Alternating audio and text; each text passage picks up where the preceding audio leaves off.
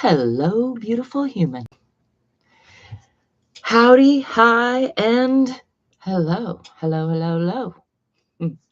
It is day 6 of my 10-day reset, and I'm popping on live with no plan once again. That's not entirely true. In fact, it might be completely a lie. I do have a plan. My plan is to, off the cuff, share my thoughts, my experiences as I go through my 10-day reset and as I apply my shadow mandala project or work through my shadow mandala workbook, really is what it is. So I'm also getting a little bit of LED red light therapy, because why not while I'm sitting here? Maybe the why not is that it could be distracting, and I don't plan on keeping it on this whole time. I just thought I would flick it on because I moved it in here yesterday because I thought while I'm detoxing, I should probably do whatever else I can do, right, to add to the positive effect. One of the things I know I probably should do is fasting, and I have not been doing that. You might be able to tell from my plumpness. I can tell, and that's part of why I know I could use some fasting for lots of reasons, like just focus on clearing clutter in the external and internal environments, which is a great thing to do regularly. And this time of year is a great time. I'm going to turn this off, see if I get some pretty after effects from that.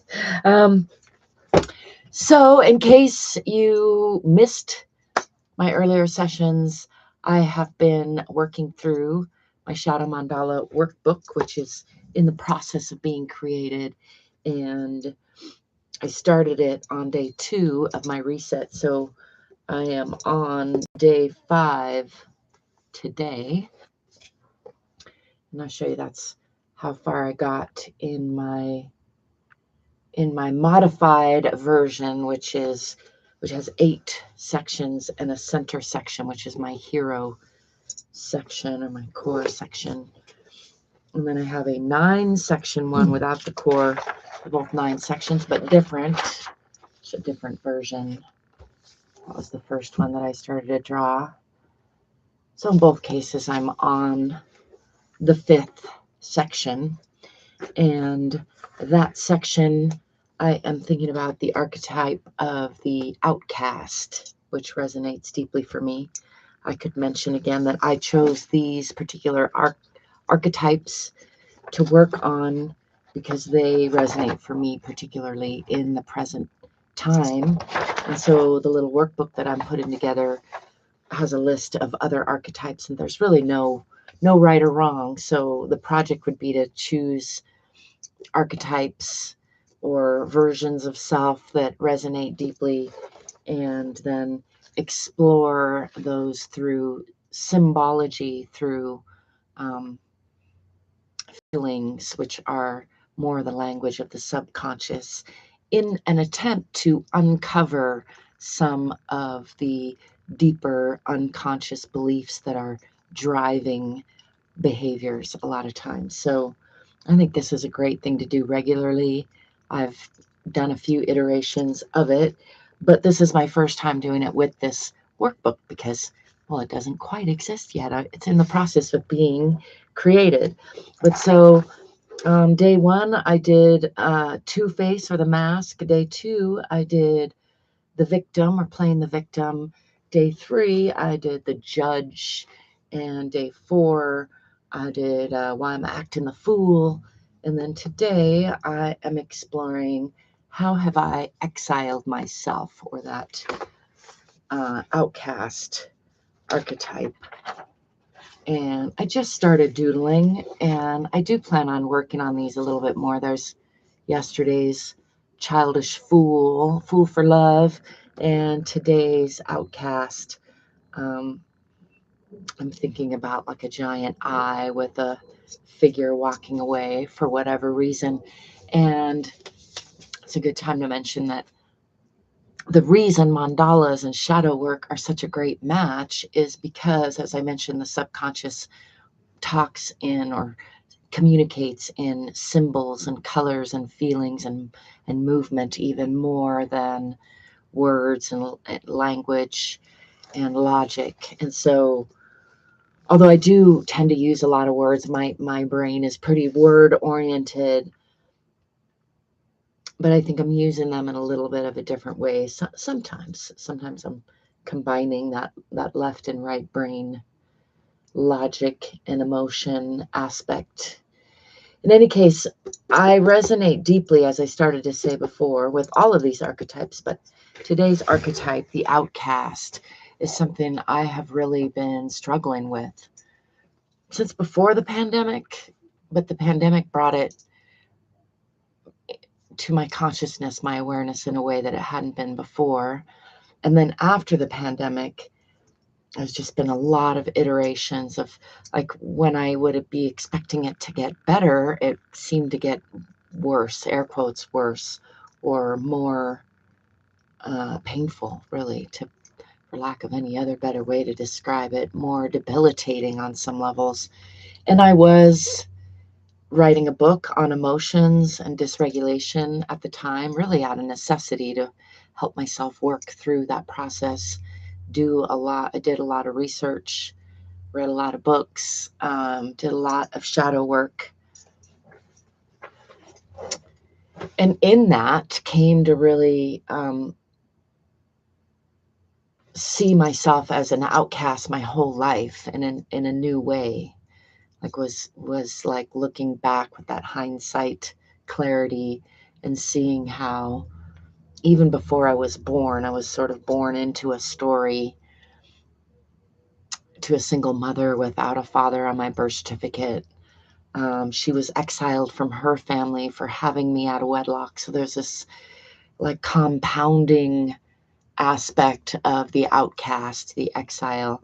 So shadow work is not about, shaming or just, confessing as it might seem right now. It's about bringing those deeper things out into the light, investigating, questioning them, and accepting them, inviting them in. And sometimes it comes with a lot of feelings. Again, why I find artwork and movement both very helpful tools to help process those feelings. But in my deliberate examination of the outcast archetype and how I have exiled myself, so when I look at this symbol, I'm thinking about how I have walked away from the all-seeing eye. You could say that of the universe or of humanity, or like the eye is used on the pyramid on money, right? There's like a lot about our systems, our agreements that I have exiled myself from. And so on this version, for whatever reason, the Michelin Man, for lots of reasons, I have a lot of experience with tires. And I was kind of getting at a prickly, inflated, puffy person as a way of expressing how I feel I have exiled myself from humanity. And I was just listening to Questlove from Roots, who I hadn't heard speak much, or if ever. And he's actually a friend of mine. And he was on the Trevor Noah's What Now podcast. And I was listening to him talk about his struggles with weight and how it's been turned into like an asset or a positive by some people, especially in the rap arena. But he was talking about how he has learned that he has an addiction to junk food, and that he was putting on weight as a way of protecting himself. And that really resonated for me. And right now I've been putting on a little bit of weight, but in my life I have lost over 100 pounds in this body, and then regained it once and lost it again. And now I've been holding in this, I'm on the heavier end of the range that I've been holding, but I've been holding in this range for more than 10 years. I would have to count it up, but in my 30s, like, so after I had my son, while I was pregnant with my son, I gained like, I think 70 pounds. And then after I had him, I continued to balloon up. And so around my early 30s, I lost 100 pounds over like a year.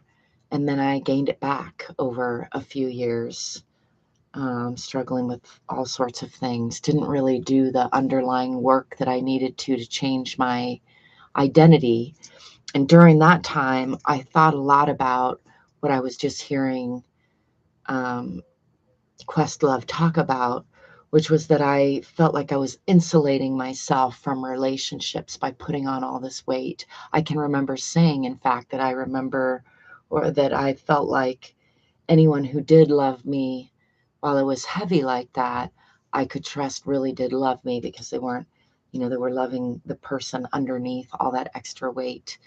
And I think this is an issue many of us are struggling with, and has to do with the very reason that I'm doing this work, and much of the work that I do, which is this like denial of our real feelings, denial of what we want, and denial of how we feel when we don't get what we want, which is often just to love and feel loved, to feel like we deserve love, and that we are capable of loving.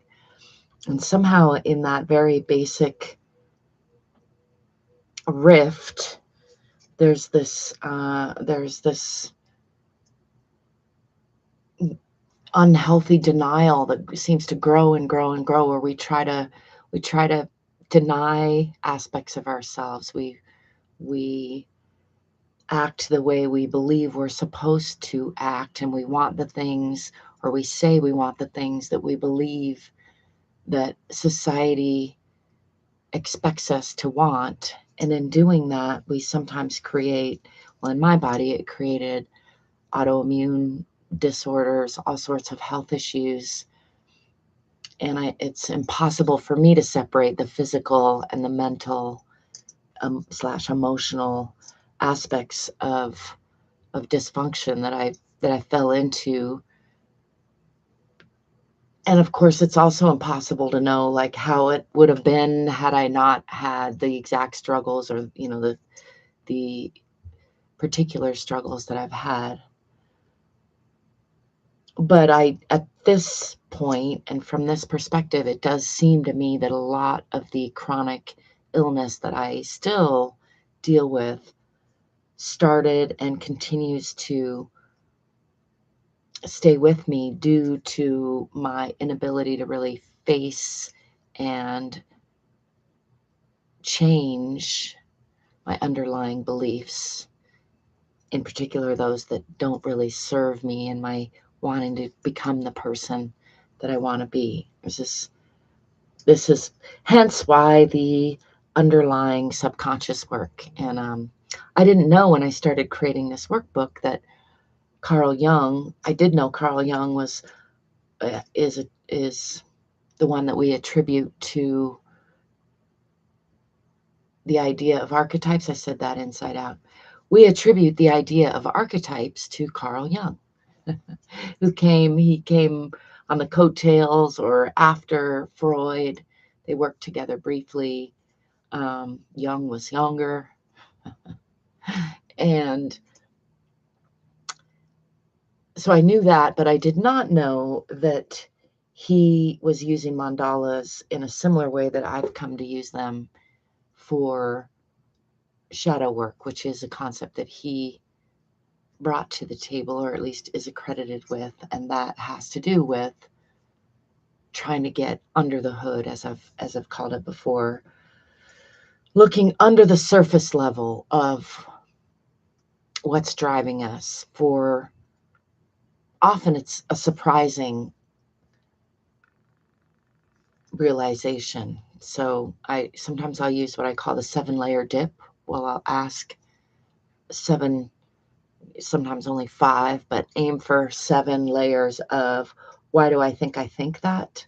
So for example, just on the cuff, if I apply it to how have I exiled myself, and then I say what I just said, which is like I've put on extra weight, and I've made myself extra prickly at times, like cactus or, tough exterior, in order to insulate myself from other people, and then applied that sort of look what you made me do game to that by feeling exiled. And if I ask another layer of question under that, why do I think that? And don't overthink it is a key to it. This often works better for writing, but I'm here to demonstrate real time, live, this process. So why do I think that is because, well, as I mentioned, I've told that story before. I perceive myself as having a little bit of a puffy, tough, prickly exterior at times. In fact, I've worked at it in some aspects by being a fighter in martial arts. And another layer, why do I think that? Why do I think that I have intentionally become prickly or put on insulation to keep people away from me?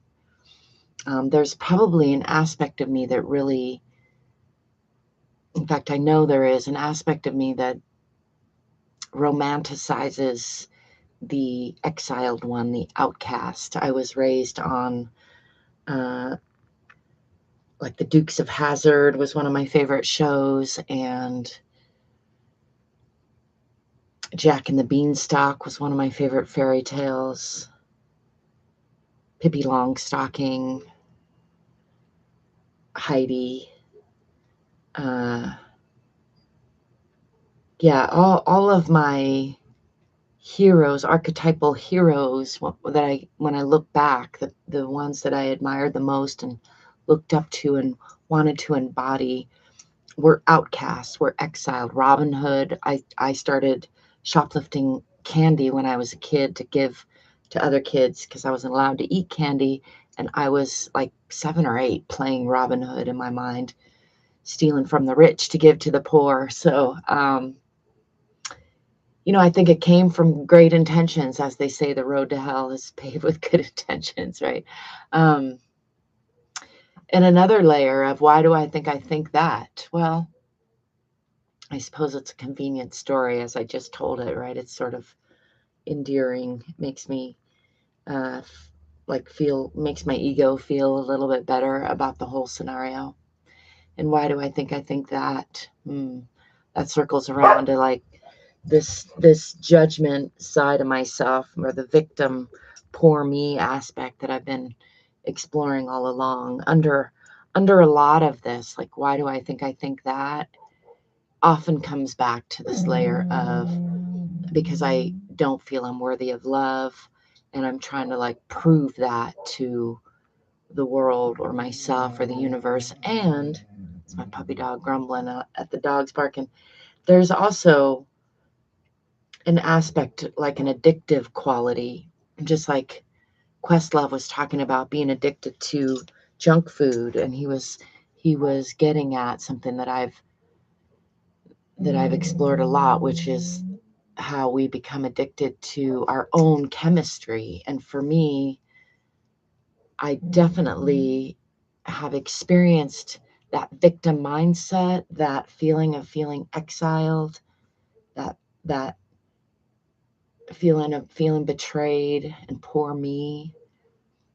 And then I think the part I'm actually addicted to is what I call the pushback. Right after I feel that, I get a surge of adrenaline, like a fuck you, I'm gonna get off the floor, kind of an interesting survival mode surge. All of it is very toxic in my body. I have a wound, or I'm rubbing here, which has had my attention for more than 10 years now. Maybe it's an ulcer, maybe it's colitis. I don't know exactly what it is, but I know it is damage that I am creating via things that I'm doing to myself. And it was probably made worse when I was still drinking alcohol, although I haven't had any alcohol in a couple of years now. And even few years before that, I had cut way back. But we create chemistry in our bodies with our minds, with our thoughts. And I have become aware for more than 10 years now that I have an addiction to anger and an addiction to that victim mentality. And so the archetype of outcast is both a sort of romantic archetype that I, if I'm honest with myself, have enjoyed embodying to a large degree in many aspects. And it's a great way to get that fix, that hit of poor me chemistry. Yeah. How do you like me now? Anyway, I'm going to wrap it up. I know this was a long one. Let's do some meditation balls a little bit. It's a great way to just soothe the brain, go one way then the other.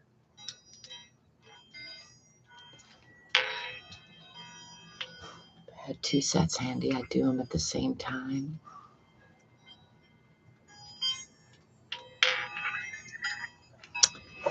And another of my favorite tools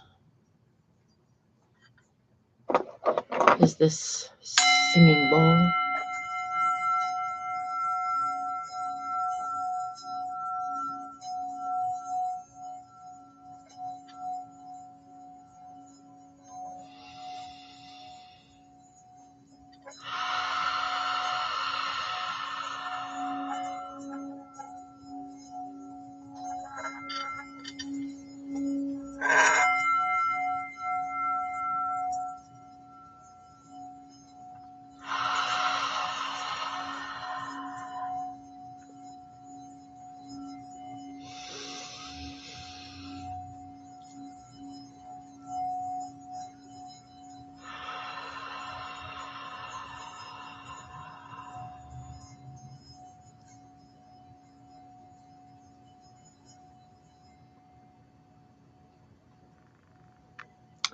Thanks for joining me today.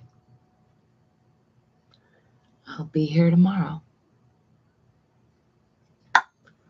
See you soon. Ciao for now.